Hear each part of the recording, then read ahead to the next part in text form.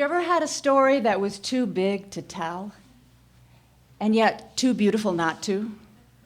You got to try. You know, it's like describing an enchanted forest. Where do you start? You can't start at the beginning because there is no beginning, so you just start. And when you start, the words just don't seem adequate, and sure enough, within 2 or 3 sentences, someone is going to interrupt you and start talking about this tree or that tree or the leaf that might have fallen from a tree or are there pine beetles, and the big story gets lost. Well, my friend Mary had a very big story that was too big to tell, and it was about the grace she experienced when her mother passed away. And I could tell from the few things she said that it was life-transforming, just really, really a beautiful tale. And I asked her, can you tell me more? Have you ever written about it? I would really like to hear that story. And she said, I can't talk about it, Meryl. It's too big. Well, Mary is a whole lot smarter than I am, because I just have to keep trying. And about 6 weeks ago, I tried to tell a story. And in another metaphor, I was trying to weave a tapestry and my threads were the words. And the tapestry was something that inspired me and was beautiful, like those mountains. And so I started to speak, and those threads seemed to get twisted and turn around and tangled and knotted up, and before they got to the listener's ears. At least I thought that's what had to have happened, because the responses they gave me just didn't relate to the things I thought I was saying. Or what could have happened was that the words came into their ears all right, but then they got derailed. Instead of landing in their heart, they got channeled up to their mind. And you know, a mind can do really funny things with a story, and it doesn't take long at all. I'm an amateur singer and songwriter, and I have some lyrics to a song about that how that can work. It goes like this: I'm clever, I'm witty, with good intellect, so bring me your stories so I can inspect them and offer opinions which might be correct. I'm Meryl, and that's what I do. Well, silly me, I kept trying to tell the story, and then a really funny thing happened to the story. It got stuck in my body, and it got stuck all the way from my feet to the top of my head. And I felt it. I felt it in my stomach. I felt it in my solar plexus. My heart felt constricted. My throat was constricted, and there was this tightness behind my right eye. And silly me, I kept trying to talk, and at this point, those beautiful words describing these wonderful images came out in squeaks and squawks. Ouch. You ever been there? Okay, if I ask you a question, the answer is yes, you go, uh-huh. Have you ever been there? Have you ever experienced anything like that where you're trying to describe something grand, and yet somehow it just comes out small? So I was licking my good story gone small, or my sweet story gone sore wounds, when I got an invitation, an email from a friend, and you know who you are. And she said, hey, we're going to Story Project, want to come? And I said, that sounds like fun. So I forwarded the email to my husband, and I said, you want to go? He says, that sounds like fun. And so there we were, 1 month ago, sitting right where we're sitting today, listening to people talk about lightning and being electrified, and listening to Susan Blue talk about how her intuition found its way, found its own home, which was nourishing to my intuitive nature. And you know, we learned about pond scum. How can you not love a guy who loves pond scum? So I'll tell you, it's a wonderful healing thing if you are suffering from a story that wanted to be told and doesn't come out right, to come and hear other people's stories. Now, I was sitting there listening, thinking, I should tell a story. Maybe I'll keep coming to these things and I'll tell a story in 6 months. And then I thought maybe 3 months.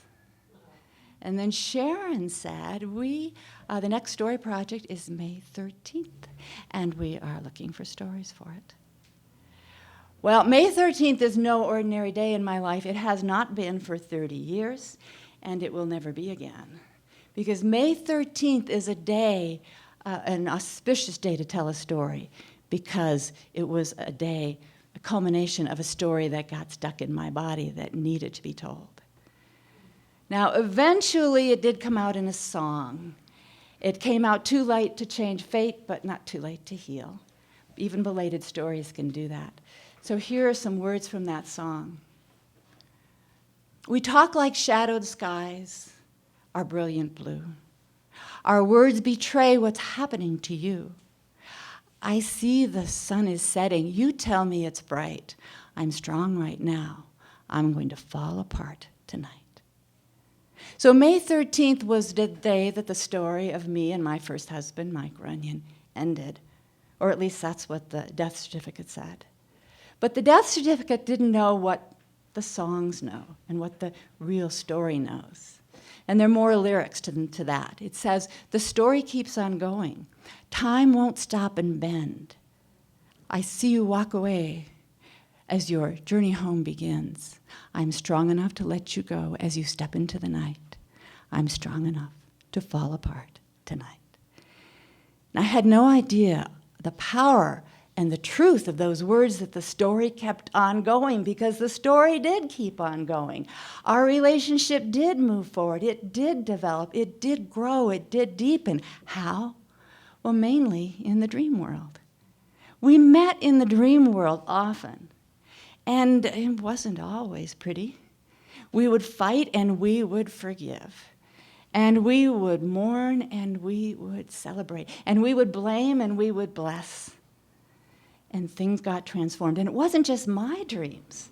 People we knew would bring dreams to me, dreams that had messages for me, like Leonard, who shook and cried when he told me about the dream that he had had, which was the experience, the emotional experience that my late husband had had in the months before he died. And it sounded right. And I shook, my body shook, and I cried too when I heard it, because I knew it was true, and it was what I needed to hear. And so in the dream world, I mean, the progression was amazing, that we would court, we remarried, we honeymooned, we had a child, we raised the child. In the concrete world, he said, I entrust your son, my son, in your care. And in that world, we raised him together. You know, I really think that if a story wants to be told, it will find a way to be told. And if a story wants to be lived, it will find a way to be lived. If something wants to get out of the bottle, it will.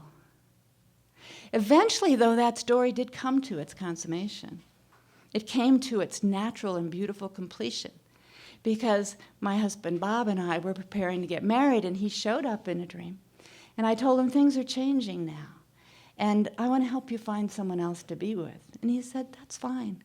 And that's what we did. And it felt like the most natural thing in the world.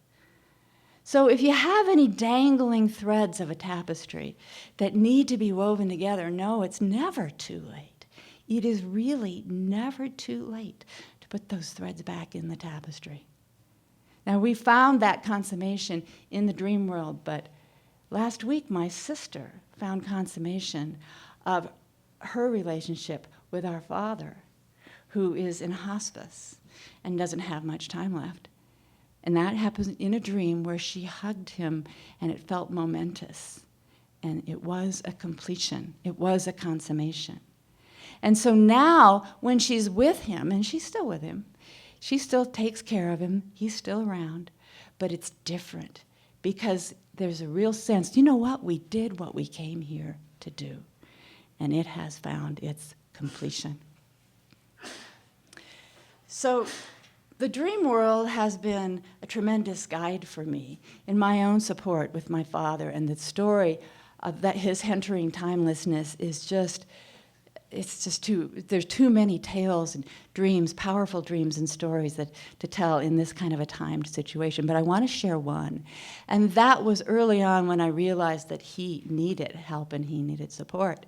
And in that, I dreamt that he was going through kind of a final life review of going over everything he'd done, his regrets, the things that were still not in order. And in this dream, I saw him as frail, as weak, struggling and agony over the kinds of things that we do when we get into those moments of regrets. I also listened for things I could help set right, but there was something else, because I saw the absolute magnificence of his soul and of his essence. And that dream has helped me through every decline, every fear, every all of the challenges that come in the deathing process. About a year ago, I started reading to him an hour every night. Stories, so healing. The Scientist of a Man, loving the stories and learning about the dream world, sharing dreams.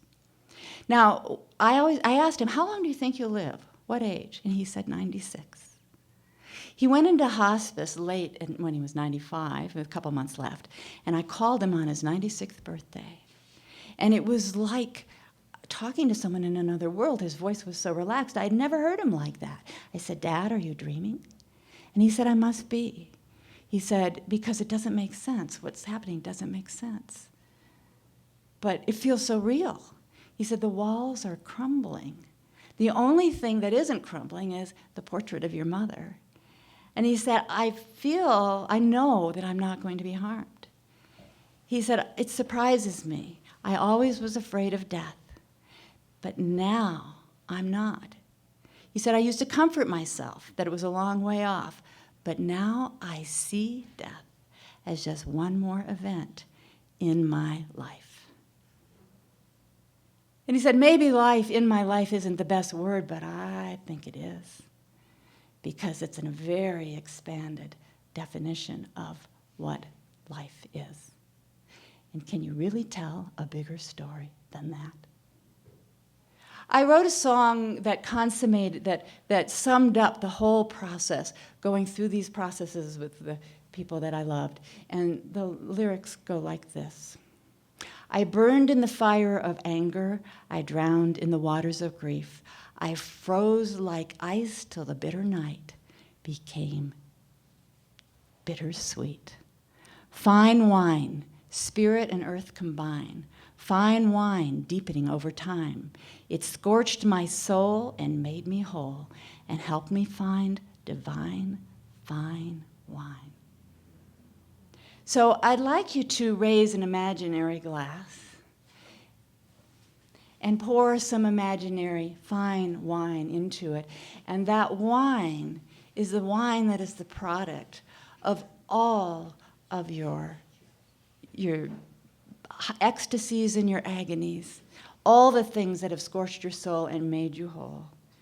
And be careful as you drive home, because even imaginary wine can have an effect.